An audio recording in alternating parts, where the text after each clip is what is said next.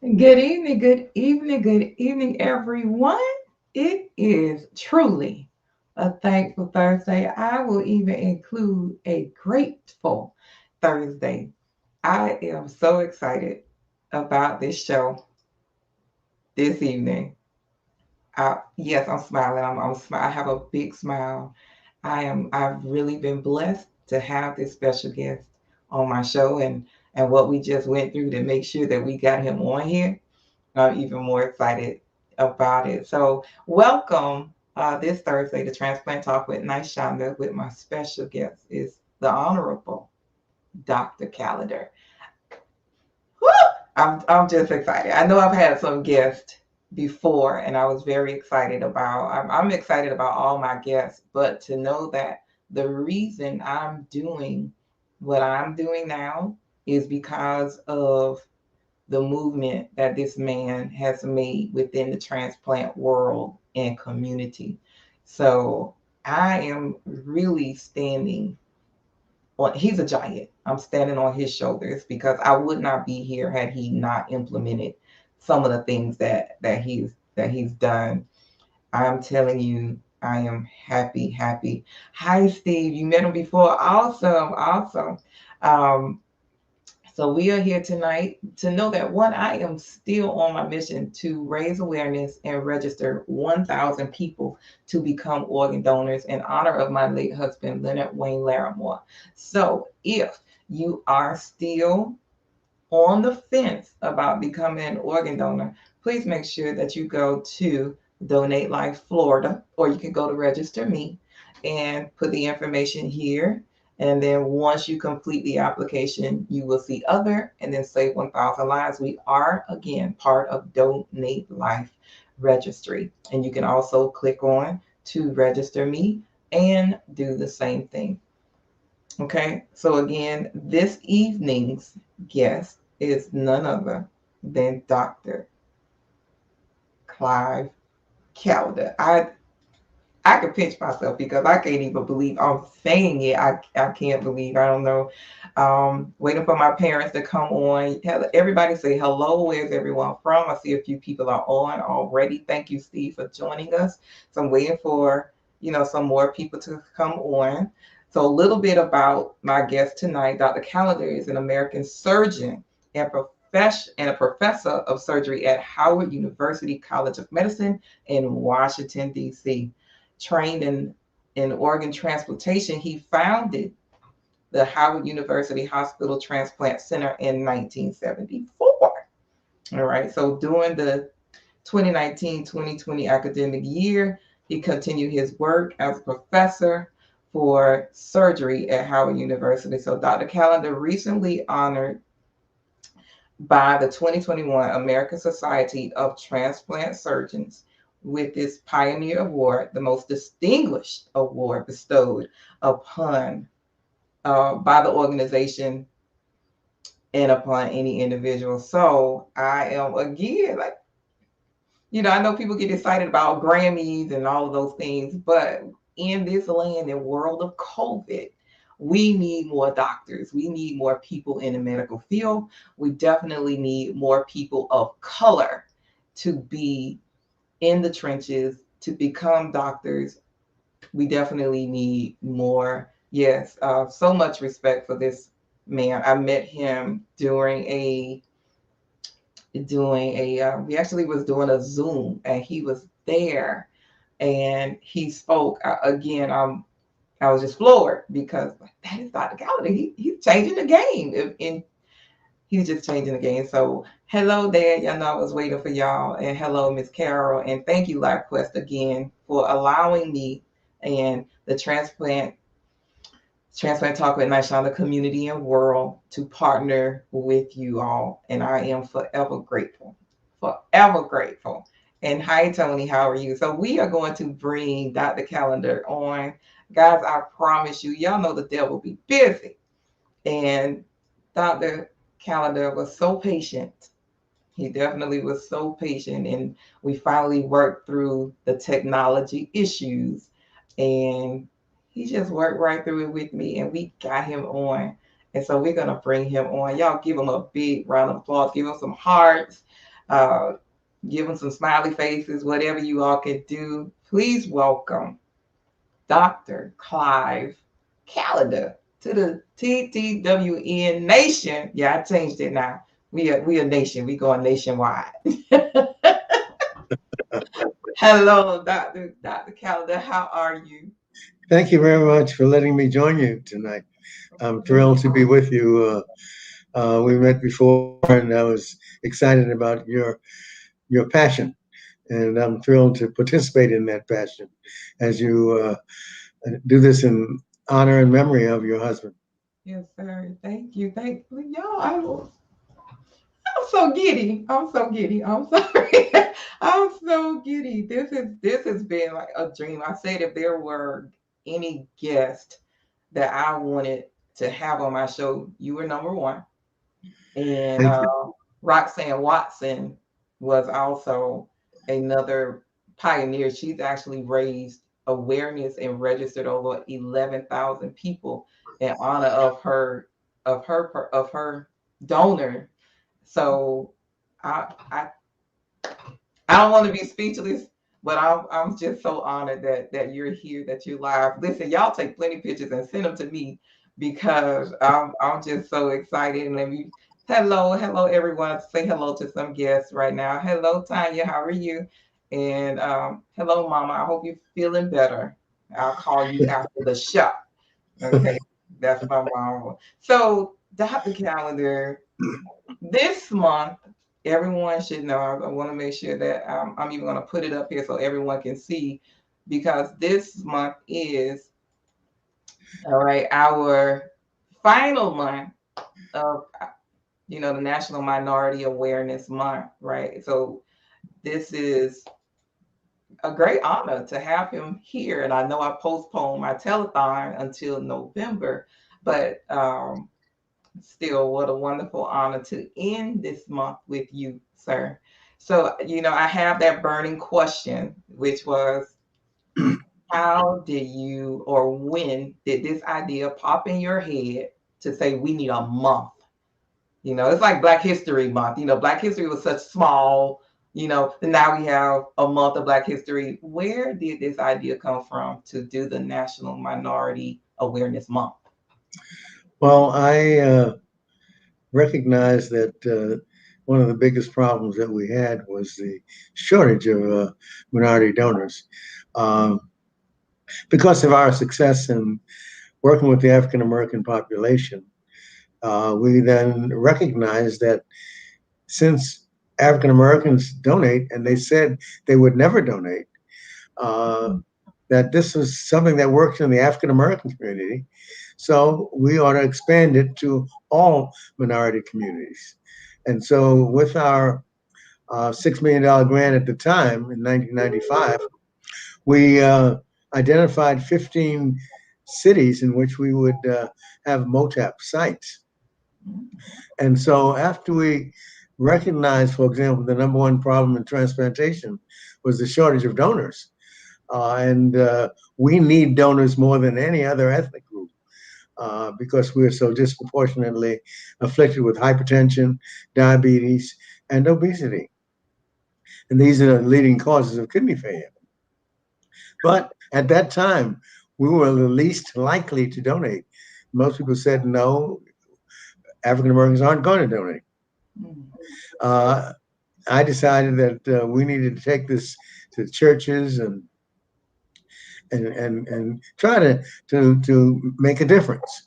And one of the things that we thought of that would make a difference was to not only create MOTTEP, which is the National Minority Organ Tissue Transplant Education Program, but also to create a National Minority Donor Awareness Day in which we would heighten the awareness of everyone to the need for minority donor participation in transplantation because we need it more than any other ethnic group. So, to that end, because of the fact that we recognized in 1996, 25 years ago, that the National Medical Association, the National Pharmaceutical Association, the National Dental Association, and the National Bar uh, Association, as well as the Black Nurses, we're all going to meet in Chicago on August the 1st, 1996.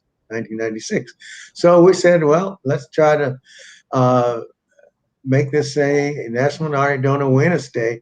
So we went to the Congress of the United States and got the Congress to endorse it.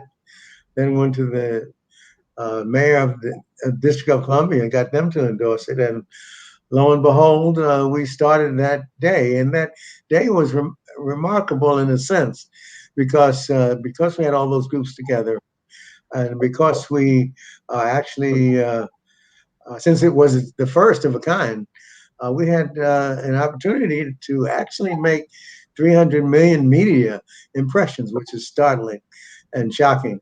And so that was the beginning of it. And it was a success. Uh, uh, I've always felt that uh, only dealing with one ethnic population was not enough. We had to deal with all of the populations, and that's why we call it National Minority Donor Awareness Day, because we were able to reach the Latino Hispanic population, the African American population, the Native Americans, the Asian Pacific Islanders, as well as the Alaskan Natives, as well as the Native. And so this then was an opportunity for us to expand it across the nation to all ethnic groups. We have never actually excluded any group, so the majority population is welcome as well. However, the greatest need is in the minority population, and that's why we made our efforts in that direction. Amazing. Well, I want to take a step back because you've done all these wonderful things, but after going to medical school, what made you choose this path? In, It's interesting. That's a question that will deserves a long answer okay. because actually I first decided on a medical career when I was 7 years of age. When I was 7 years of age, I heard a sermon which talked about the beauty of dealing with the souls of mankind as well as the health of mankind. And at the age of 7, I purposed that I wanted to become a medical missionary. And in spite of many obstacles along the way, I learned that obstacles are but stepping stones to success. And so, with every obstacle I encountered, and for example, I had tuberculosis when I was 15 years of age, and I wound up being in the hospital for 18 long months, and I had half of my lung removed. So I had many obstacles along the way, but all of them turned out to be stepping stones to success. When I was in the hospital, I read the American College Dictionary from cover to cover. I read the Merck Manual, which is the doctor's Bible, from cover to cover. So I made good use of that 18 months I was in hospital as a 15-year-old, primarily because my relatives, my uncle Herbie and Vernal, were kind enough to bring me those books to read. And also, I was in a sanitarium and a hospital, so there wasn't much else I could do in those days. They didn't have educational people go to the hospital to teach you, so that I had a great opportunity. And also, while I was in the hospital, I had these IQ tests that demonstrated that I had the aptitude to be successful in whatever I wanted to accomplish. And so this became important later on. Everything that I've done in my life has been related to obstacles that were changed into stepping stones to success. Because later on, as I got out of the hospital, they didn't have a cure for TB then. But as I got out of the hospital and I went back to high school, finished high school, and then went to college, it was a little frightening to my grade advisor because my first year in Hunter College in New York, I got a 1.8 out of 4 grade point average, which is kind of horrible. And my grade advisor told me that you'll never be a doctor. You don't have what it takes. And I felt sorry for her because she didn't realize that I was a Christian. I had faith in God, and that and there was no mountain that I couldn't climb. And so I just felt sorry for her that she didn't understand that I was destined to be a medical missionary. So I didn't pay too much attention to her, except I didn't realize that it was my immaturity For example, I got a D in history and in English because I didn't think they meant anything. I wanted to be a doctor. What I need those courses for? That's how dumb you are as a teenager. You don't know any better. And so uh, the next year, what happened? I got an F in chemistry. So that that made my grade advisor remind me of what she had told me earlier. But anyway, to make a long story short, I will tell you that in spite of all of that, I wound up in my senior year with a grade point average of only 2.5, and nobody thought I could get into medical school. And I don't blame them. I never doubted it. My twin brother and my sister and everybody else said, "You can't make it, Clive. Why don't you face reality?" And I said, "My reality is I'm going to be a medical missionary." And so, to the amazement of everybody in Hunter College, uh, in senior year, believe it or not, I was the first one to get accepted into medical school. How it happened, it's hard for me to understand because it doesn't make sense. But I was, and what I loved more than anything else was that all of Hunter College was predominantly Jewish at that time. There were about six other blacks in my class. But when they saw that I could do it, they said, "Well, if Clive can do it, anybody can do it." And all of them are doctors today. So I felt great that it was an inspiration to them that they could become doctors as well. But anyway, I'm sorry I talked a long time. But No, no, that's fine. the, what was ironic about it, and what brings me to what you're doing, is that when I got accepted to medical school, I had no funds, and so my twin brother and my sister and everybody else said, "Yeah, okay, you got through one hurdle. You got accepted into medical school." But the second part of it was that I didn't have any money. So what made the difference was my church. My church raised the funds so that I could have money to go to take the train to Nashville, Tennessee, where I finished Meharry Medical College, and they raised the funds so I could pay my tuition because I didn't have it. So that I'm indebted to my Ebenezer Gospel Tabernacle in New York City for the rest of my whole entire life. And I've always wanted to give back because they made it possible. But anyway, I finished uh, as the number one student in medical school, which is shocking. A guy with my grade point average and my background, who would believe that? That's unbelievable. And I even went back to Hunter College to talk to my grade point advisor, but she refused to see me because she said I was a liar and I never got into medical school in the first place.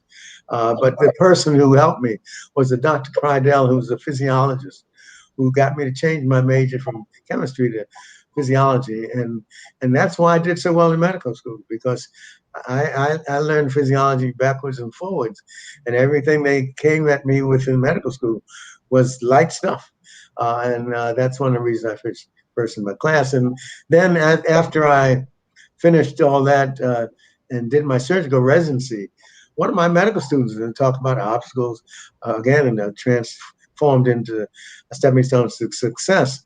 He was a Nigerian student who told me they needed doctors in Port Harcourt, Nigeria. And lo and behold, the door opened up. And as soon as I finished my surgical training, I went to Africa to be a medical missionary. My dream came true. However, the rest of the story is that when I came back after 9 months, my wife and I lost 50 pounds in Africa. Oh, And the wow. question came, well, is Africa for you? And so when I came back, and this answers your question, I found out I could get a transplant fellowship at the University of Minnesota. But then I wanted to go back to Africa because that was my life's dream. So I went back for another 3 months and I lost 20 pounds and contracted malaria. And so I thought that was an answer that said to me, your destiny is to be in the United States, people who look like you. And so that started the transplant journey. But I mentioned that because that's why when I took on the task of increasing Black donors, uh, it was an impossible task and it's an impossible dream. But my whole life has been about impossible dreams. So I felt that it's worth a try.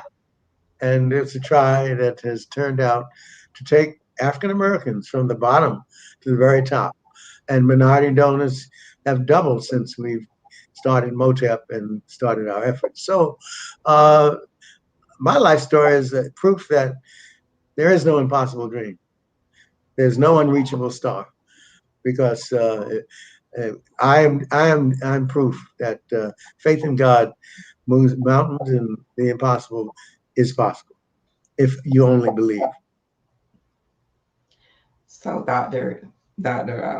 Calendar, I am a high school teacher, and I want to make sure I show my students this because they have everything. They think they know everything, they have everything, and they won't utilize it. They don't know the greatness that is inside of them to want to even pursue something like this. So, even with the negatives that you were given and all the obstacles, you still persevered and you overcame. Like, this is such an inspiring story, and that's what everyone is saying on the chat. Yeah, that is actually my next question, Tony. For him, why do you think we as African Americans are so scared of even just saying, yes, I will become an organ donor? Tony, thank you. You're reading my mind. Well, that brings up an aspect of our crusade, which we began, and we started it by uh, the South Asian Organ Procurement Foundation came to me after Sam Coons, who was the first black transplant surgeon who died, and asked me to identify how to address this problem in that 70% of the people on dialysis in the southern part of the United States are black, but only 3% were donors. And so they asked us, what could we do? Well, as is often the case when people of color, they ran out of money, so they had no money. But Dr. James Brayton, an eminent psychologist, and myself got together, looked at the data, and went to Howard University and asked the President Chief, for $500. With that $500, went to the community and got the answers to your question. There were 5 reasons. First was lack of awareness. Most minorities, and especially African Americans, were not aware that we are disproportionately afflicted and affected by hypertension and diabetes, and therefore end stage renal disease, kidney failure, heart failure, liver failure, all of those, because they weren't aware that we needed more than any other ethnic group. And so that was the first obstacle. The second obstacle we identified with that study, with the $500 they gave us, was there were religious myths and misperceptions. Concerned that in that great getting up morning, you go to the pearly gates, you need to have your organs with you, forgetting that it's a new heaven and a new earth and a new body. Then ashes to ashes, dust to dust. And Christ came and died and gave his life uh, so that we could have eternal life. So it is in giving that you receive. It is in pardoning that you're pardoned. It's in dying that you're born to eternal life. So it is the right and religious and proper thing to do. So that was the second obstacle. The third had to do with the basic distrust of the healthcare community because we had been used as guinea pigs. And that is an accurate fact. We had been used as guinea pigs. And so we had to reassure them that because we have people in position now, and because they have new laws that make it impossible for us to be used as guinea pigs, that is no longer an obstacle. The fourth had to do with a fear that if I sign a donor card and I go to the hospital, they might be more interested in getting my organs and tissues than with saving my life. And so we had to make new rules.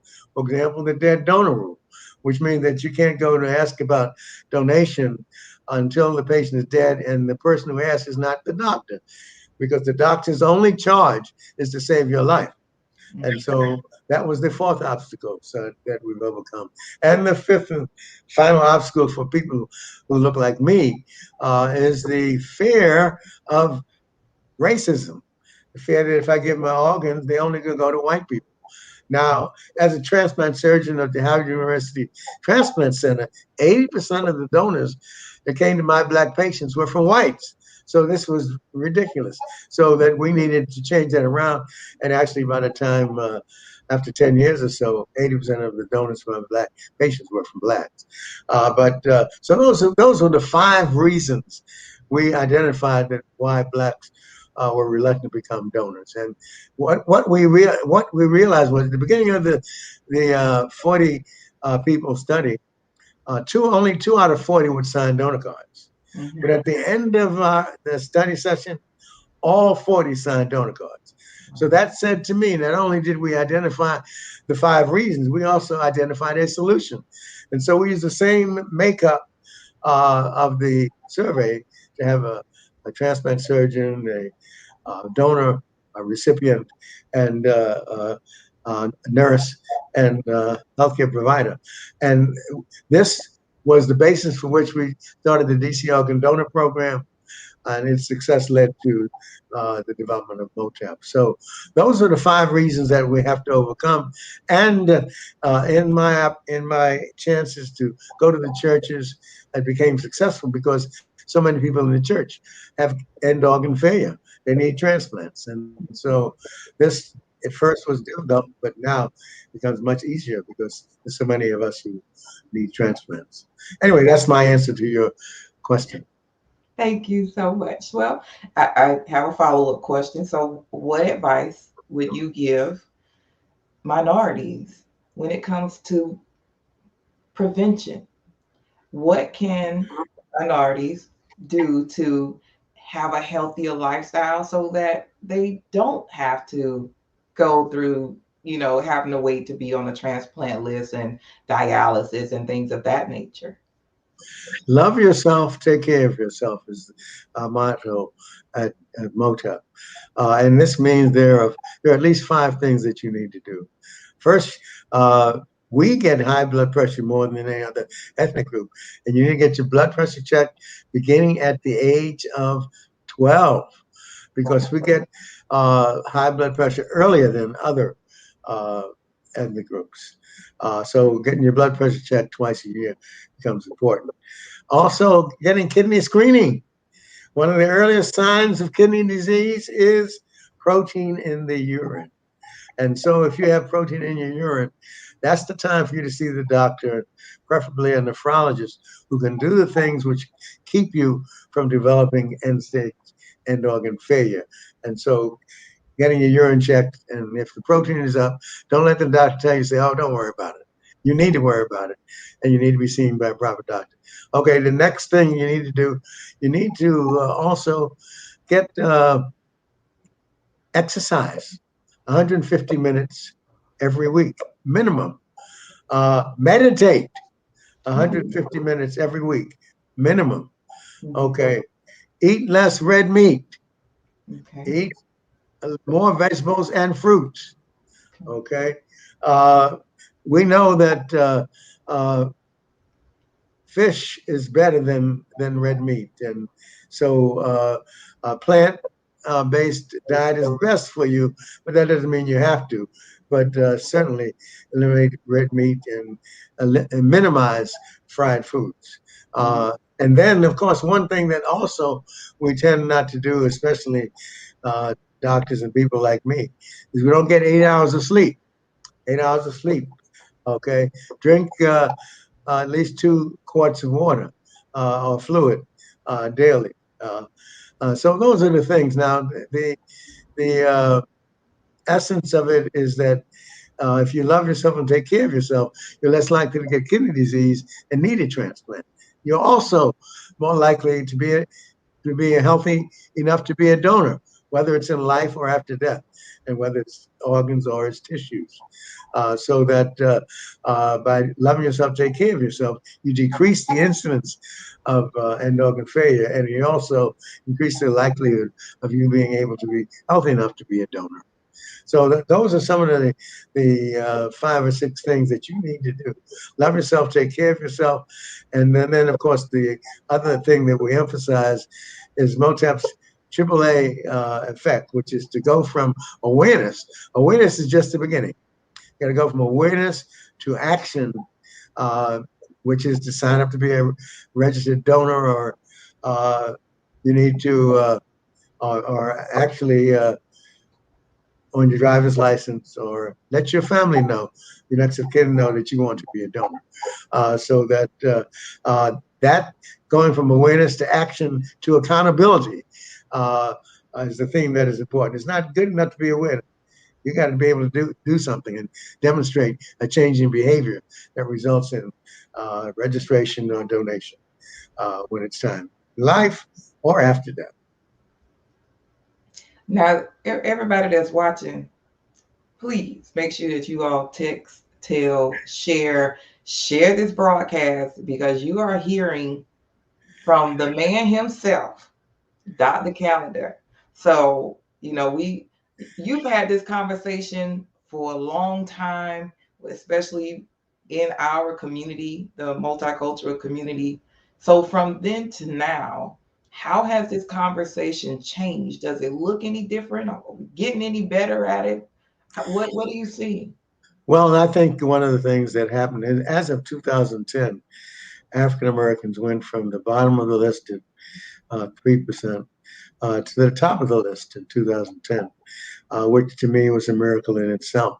And so, yes, African Americans have become donors for deceased donors. The problem is that for live donors, while we had gotten to the top for deceased donors, and we improved dramatically for live donors. Since we lost our funding since 2010 to 2020, the number of live Black donors has decreased considerably.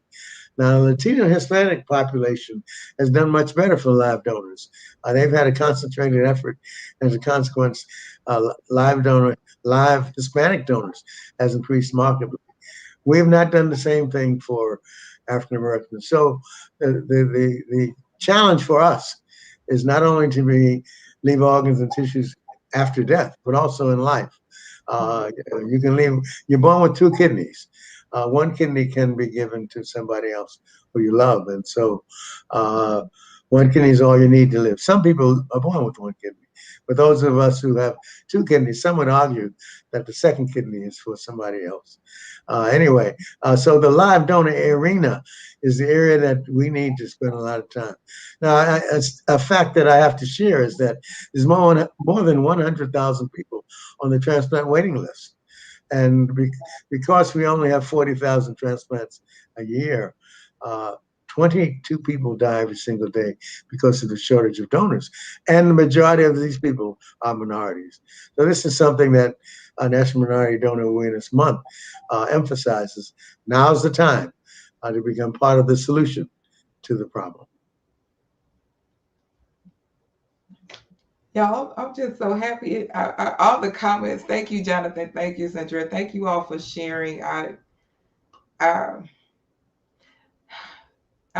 just feel so blessed. I feel so blessed. We often hear our people say, I don't want to hear from a Caucasian doctor. I don't want to hear it from from any other doctor. I want to hear it from someone that looks like me.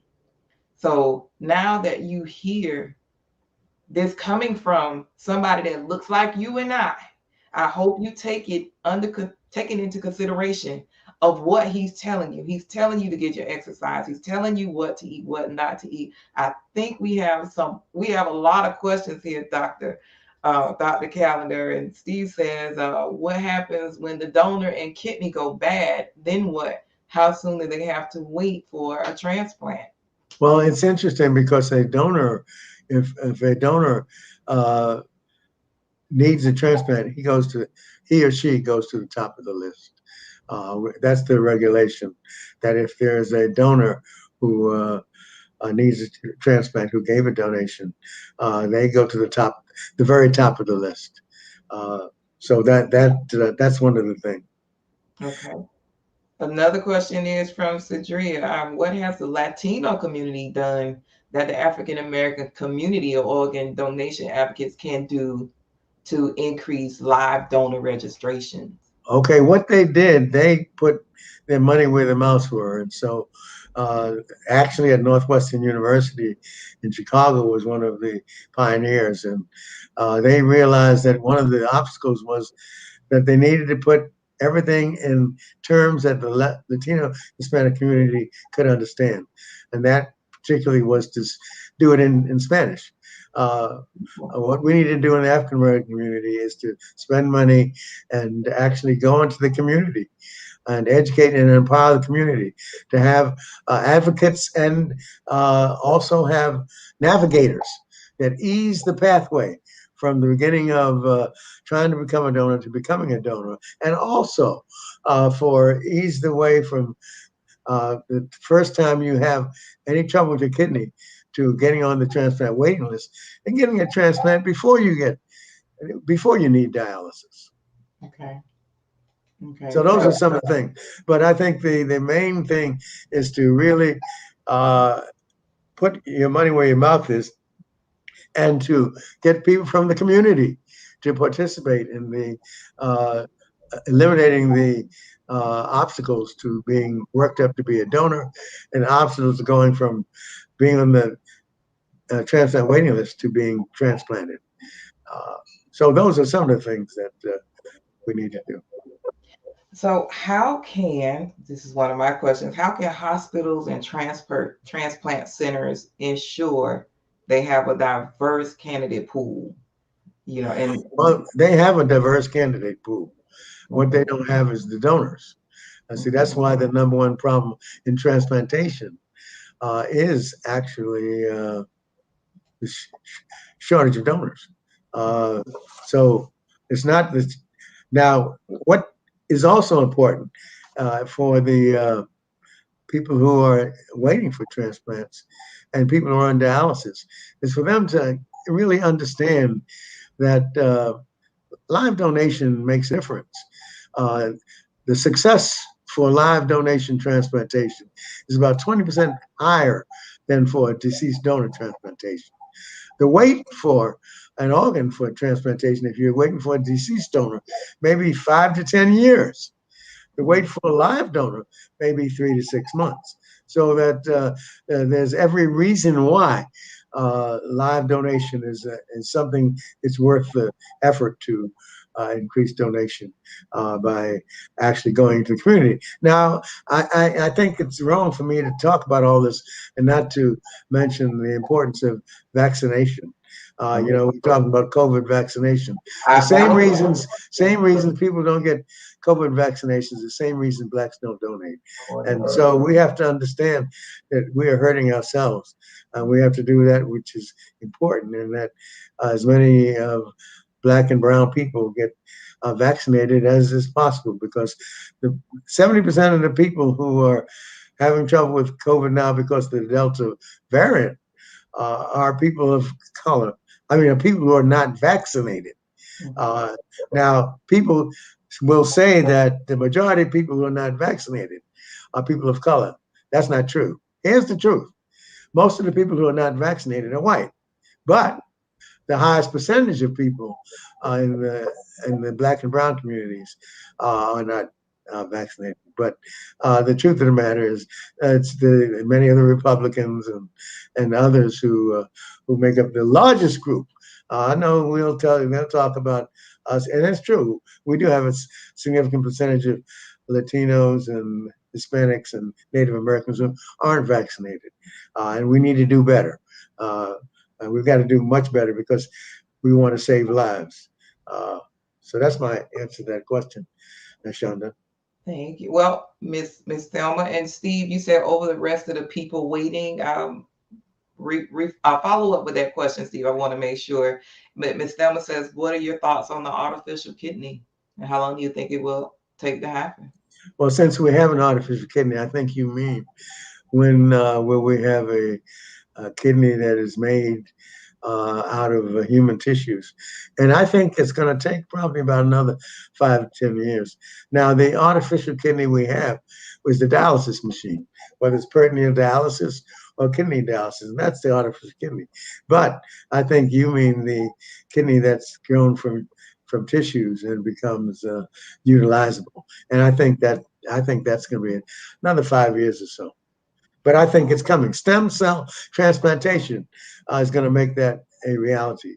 Uh, tissue engineering is being done right now, and they're growing kidneys and other livers and other things, but it's going to take a while. Wow.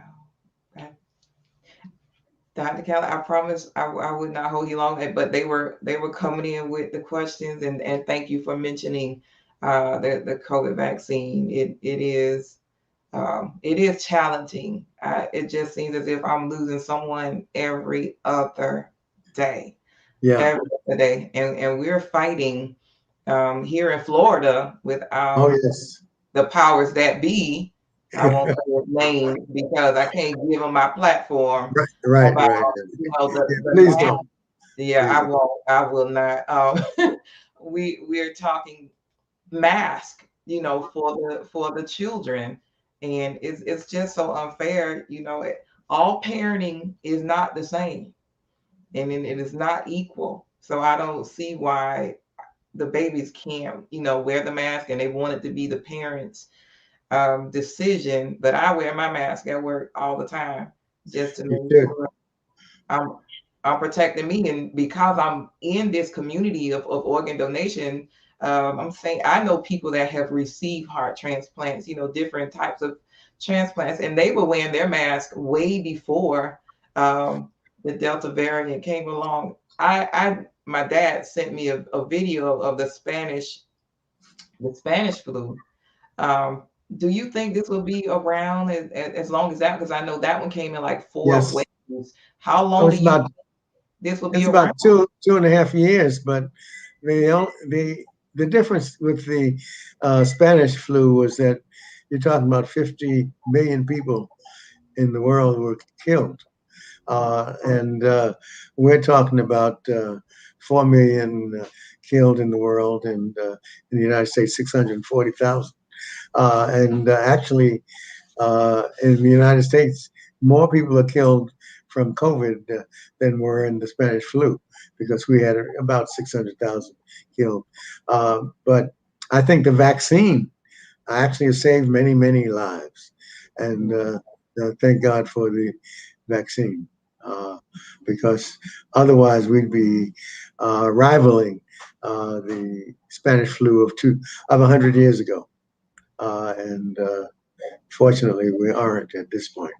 Yeah, yeah. But I would expect, I think that up until the spring of 2022, we'll be battling this virus. And so, the more of us that get vaccinated, the better off we will be. Spring 2022? I think, yeah, well, that's just around the corner. I mean, Yes. yeah. But Wow. yeah, but it's clear we thought we'd be straight by the winter of 2021, but it Right. looks more because of the Delta variant that it will be, and because the number of people who are unvaccinated. I think 70% of the people who are coming down with the Delta variant are unvaccinated. Uh, 30, more than 20% are vaccinated, so the breakthrough still occur, but they suffer less than the people who are unvaccinated. Wow. Dr. Callender, I Well, they may thank run me out of Florida for my comments, but I'm not in you. Florida. No, again, I will not be political at all. I will not. I know that I know what I need to do for me, which is take care of myself. And my parents always stayed on me with going back into the schools to make sure that I get vaccinated because I am around the babies, and it's for my protection as well as theirs. And I want to be here, so I was obedient and did what my parents and a few more friends were making sure, like, you going back in that school, please make sure you get vaccinated. So I did, and so everybody can relax, right? Yeah, because the kids are carriers, and it doesn't affect them as much, but they can give it to you. So, Yeah, yes, it's important. yeah. So I do protect me, and I tell them all the time, but they don't necessarily. They like to be in your bubble. They don't respect the bubble. No, no, no. They are so. Can I just have a hug? Can I do this? And I'm like, baby, please. And it's so strange. It's It so is. strange It And is. for me, having to deal with all of the tragedies that I've dealt with in life, I can tell you a very hard thing to do is to go into a school and knowing that one of my babies won't be sitting in that seat anymore like that. That hurts my feelings to have to go in and deal, and then I'm having to pray for the family. So we're not going to end it on that note. But Dr. Calendar, who was your biggest influence? Um, Now that you've been in this area, you've been in the transplant arena for so long. Who was your biggest influence? I know you mentioned a doctor that you said passed away, but who was your biggest influence? Well, Samuel Kuntz was the first African American transplant surgeon. I worked with him, and he was an inspiration. John Nigerian, Richard Simmons, Tom Starzl. Those are the ones who uh, helped me in transplantation, of course. Uh, Actually, President Chico gave us the first $500. Uh, President Frederick, who supports me even now, and Swigert, President Swigert, they all helped at Howard. You know, one of the things that people don't realize is that the reason I could speak out about things as I have, and I've been doing that my entire career, because I was at Howard University. Uh, Many other people that look like me who spoke out, they disappeared. Yeah. Since I was at high, it wasn't they died. They just couldn't come back to the meeting because they spoke out. Now I Yeah. could speak out and go back to Howard and come back and speak again. And that's why I've been successful because Howard gave me the platform, the bully pulpit to spread the message. And I've been able to do many things, some of which you don't know about. For example, uh, inequitable allocation or uh, there was racial discrimination in transplantation when I got there. And to make organ distribution fair and eliminate racial discrimination, one of the things that I worked hardest for and was able to participate in making a difference. And I really I feel proudest of all the things that I've done. MOTTEP is great. The National Minority Donor Awareness Month is great. But I think my greatest contribution was increasing equity in organ sharing. And I think that's very important as well as all the other things. But that's something that people know little about, but it's something that's very important. Again, thank you so much for taking this time to spend with little old me and the transplant talk community or transplant talk with Nashawn, the nation. I applaud you. I did have some Howard University alum as well in the chat. You know, they're so proud. Again, thank you so much. I think I got a little misty because you see, like I see how you when you talked about your GPA and you saw it come to fruition and to have you right here right now. I'm extremely honored. I'm extremely proud. And thank you, Sadria. Thank you all so much. And do you have any final words, Dr. Calendar? Any final words for our Yeah, audience? my final word is with faith in God, there is no impossible dream, there's no unreachable star. And with that, we are going to end this show. Guys, remember, make sure that you go out and become an organ donor. Again, you've heard it. Make sure that you replay this multiple times. Make sure that you replay what he's saying in all of your getting in this world, in all of your getting. Please get understanding and learn why it's so very important for you to become an organ donor. This man helped start it all to where we are. And thank you all again. My father says thank you, and everyone says how you are amazing. So thank you all so much. I'm just going to end the show, Dr. Calvin. You stay right there, and I'm just going to put you backstage again. We're going to end this show. Okay, just don't leave me. Just stay right there. Okay. All right, all right. Transplant Talk with Nashawn the Nation. Thank you all so much thank you for all of the comments and all of the questions. I appreciate you all so much.